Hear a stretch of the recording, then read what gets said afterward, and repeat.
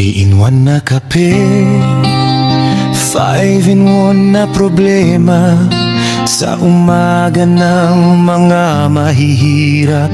Hindi kumpleto ang araw kapag walang kape, pero hindi basta kape, dapat ay 3-in-1 kape.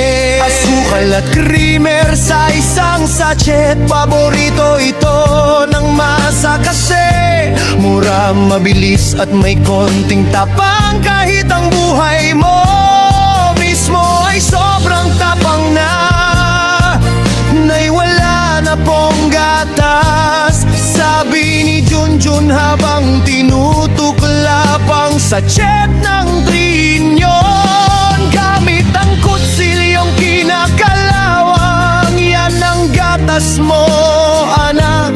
Tugon ni nanay sabay abot ng mainit na tubig galing sa termos na nabasag na ang takip. Timpla mo na tapos salinin mo rin si tatay. Mabanggungot na naman sa sama ng panaginip niya. Siningil siya ng Meralco, ang 3-in-1 na kape.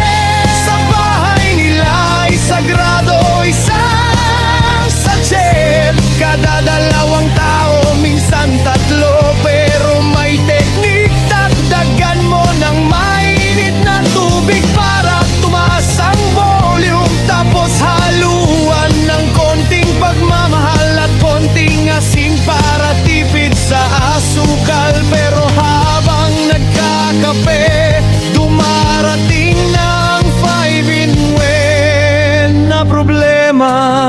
Walang pamasahe si Bunso. Si Kuya ay may project daw, carbon at illustration board, per 8 na lahat 3. Si tatay ay nag-text, balon, emergency. Posi aling nena sa kanto ay naniniil na ng utang na 5 buwan nang hindi nababayaran. Bayban ang pinakamasakit sa lahat, ubos na ang bigas. Kaya habang iniinom ang kape, sabay iniinom ang lungkot.